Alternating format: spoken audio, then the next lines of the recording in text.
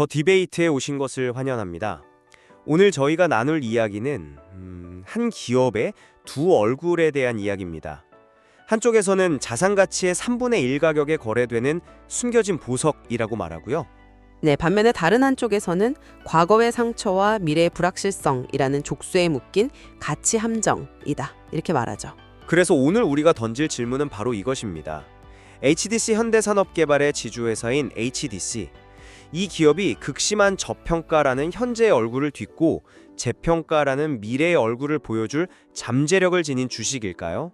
아니면 이 저평가 자체가 바로 HDC의 진짜 얼굴일까요?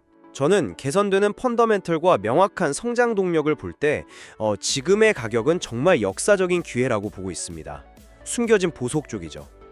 글쎄요, 저는 그렇게 싸게 거래되는 데는 다 이유가 있다고 봅니다. 잠재단 리스크와 산업의 역풍을 고려하면 섣불리 다가갔다가는 빠져나오기 힘든 함정일 수 있다. 이런 입장입니다. 솔직히 말씀드리면 제가 이 기업 데이터를 처음 보고는 정말 제 눈을 의심했습니다.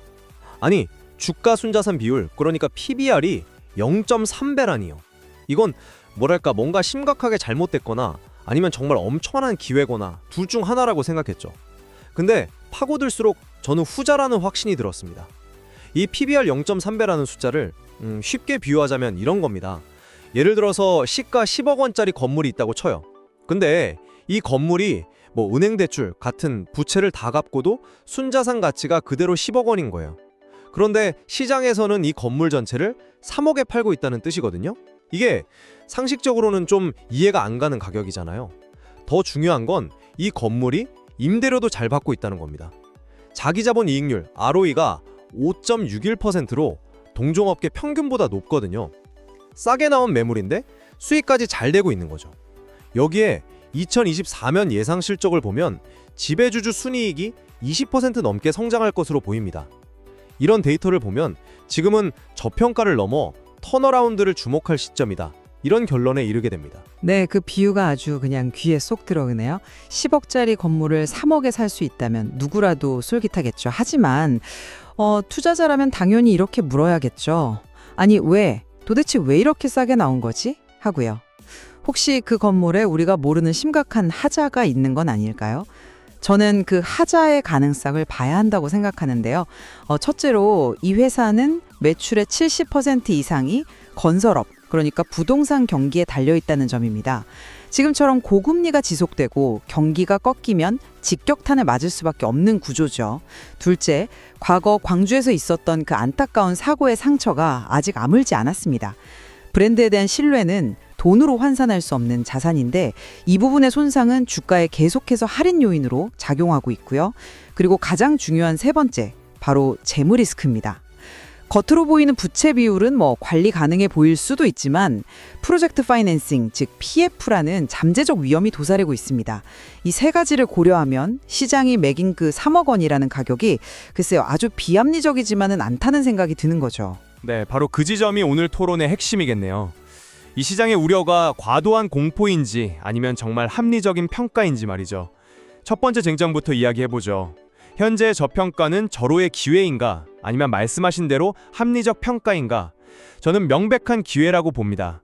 주가가 이렇게 하락하는 와중에도 외국인 지분율이 20% 넘게 이렇게 꾸준히 유지되고 있다는 점, 이건 어떻게 설명하시겠어요?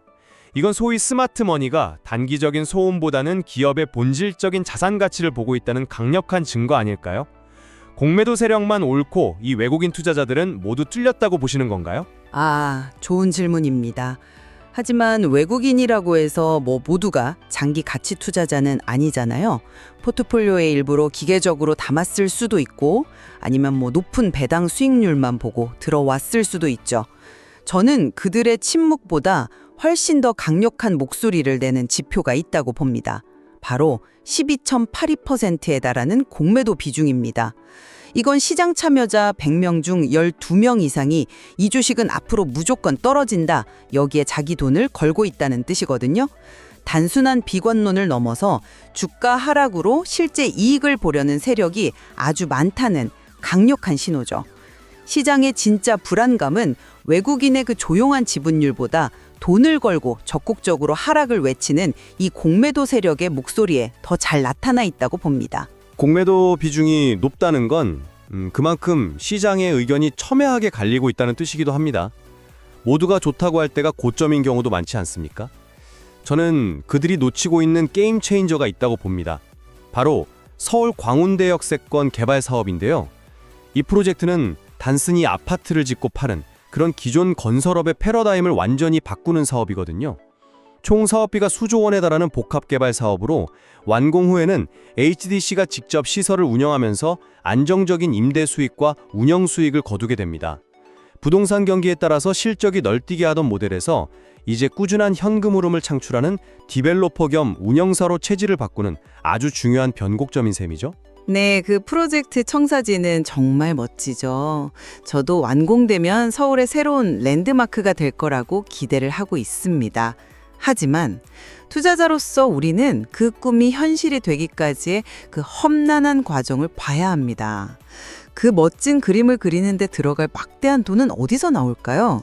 결국 이게 재무 리스크, 바로 그 PF 문제로 다시 이어지는 겁니다. 수년이 걸리는 장기 프로젝트인데 그 사이에 지금 같은 고금리가 계속된다면 금융비용 부담은 눈덩이처럼 불어날 수 있거든요. 대규모 자금이 묶인 채 사업성이 악화될 위험에 그대로 노출되는 거죠. 뭐랄까, 극게임이 시작되기도 전에 거시경제라는 판 자체가 엎어질 수도 있습니다. 바로 그 불확실성 때문에 지금 주가가 이렇게 싼 것 아니겠습니까? 투자는 본래 불확실성을 안고 미래의 가치를 사는 행위니까요. 저는 오히려 지금이 금리 인하 사이클을 앞두고 이 프로젝트의 가치를 선점할 절호의 기회라고 봅니다. 한 3개월에서 12개월 뒤에 금리 인하가 본격화되면 시장은 이 프로젝트의 미래 현금 흐름을 완전히 다르게 평가할 겁니다. 게다가 데이터 센터나 친환경 에너지 인프라 같은 신사업도 꾸준히 추진하면서 건설업 의존도를 낮추려는 노력을 하고 있고요. 포트폴리오가 다각화되고 있다는 긍정적인 신호죠. 말씀하신 신사업들이 전체 실적에서 차지하는 비중은 아직 미미한 수준이고요. 먼 미래의 그림만 보고 현재의 위험을 외면할 수는 없습니다. 그 미래가 오기까지 회사가 버텨낼 체력이 있느냐, 이게 더 중요한 문제죠. 여기서 자연스럽게 세 번째 쟁점으로 넘어가게 되네요. HDC의 현재 재무 상태를 개선 중인 안정으로 봐야 할까요? 아니면 잠재된 시한폭탄으로 봐야 할까요? 특성상 부채 비율 143%면 이게 낮은 편은 아니죠. 하지만 중요한 건 방향성입니다. 최근 순차 입금 비율이 급감하는 등 재무 구조는 뚜렷하게 개선되는 추세거든요. 양호한 분양 실적 덕분에 현금 흐름도 안정적이고요. 시장이 가장 우려하는 그 PF 리스크도 대부분 우량한 사업장 위주로 구성되어 있어서 충분히 관리 가능한 수준이라고 판단합니다. 위기 속에서 옥석이 가려질 때 오히려 HDC의 안정적인 재무 관리가 빛을 발할 거라고 봅니다. 저는 그 관점에 동의하기 어렵습니다. 관리 가능하다는 말은 뒤집어 말하면 아직 위험이 존재한다는 뜻이죠.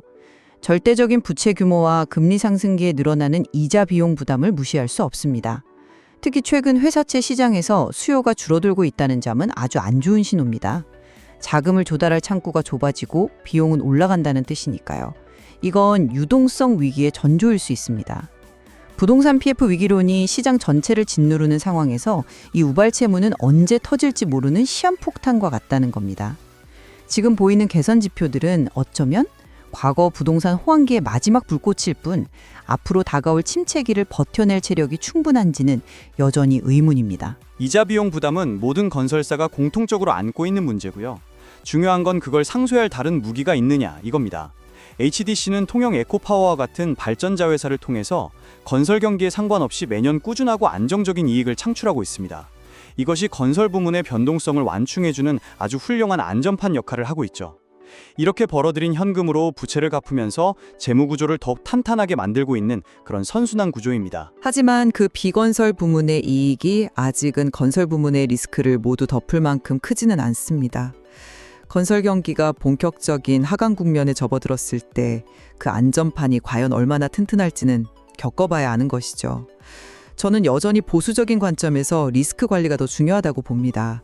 지금은 화려한 공격 포인트를 보기보다는 수미가 얼마나 튼튼한지부터 점검해야 할 때입니다. 이제 슬슬 논의를 마무리해야 할 것 같네요. 제 입장을 다시 한번 정리하겠습니다. HDC의 현재 주가는 기업의 본질적인 자산 가치와 명확한 미래 성장성을 전혀 반영하지 못하고 있습니다. 10억짜리 건물이 3억에 나와 있는데 심지어 수익성도 개선되고 있고 곧 대규모 리모델링, 즉 광운대 프로젝트를 통해 가치가 더 올라갈 예정입니다. 여기에 정부의 기업 밸류업 프로그램이라는 정책적 순풍까지 기대되고요. 물론 약간의 소음과 우려는 있지만 이런 것들을 감내할 수 있는 장기 투자자에게는 다시 없을 매력적인 진입 구간이라고 생각합니다. 제 입장을 정리하며 마무리하겠습니다. 그 3억이라는 가격표에는 그럴 만한 이유가 붙어 있습니다. 건물 기둥, 즉 건설업이 외부 충격, 경기 변동에 약하고 과거의 사고로 생긴 균열, 브랜드 이미지도 아직 남아 있습니다. 무엇보다 지하에는 언제 터질지 모르는 가스관, 그러니까 PF 리스크가 묻혀 있을지 모른다는 불안감이 존재합니다. 긍정적인 청사진에도 불구하고 가격 상승을 가로막는 현실적인 장애물들이 너무나 명확합니다. 섣부른 낙관론보다는 신중한 접근이 필요한 시점입니다.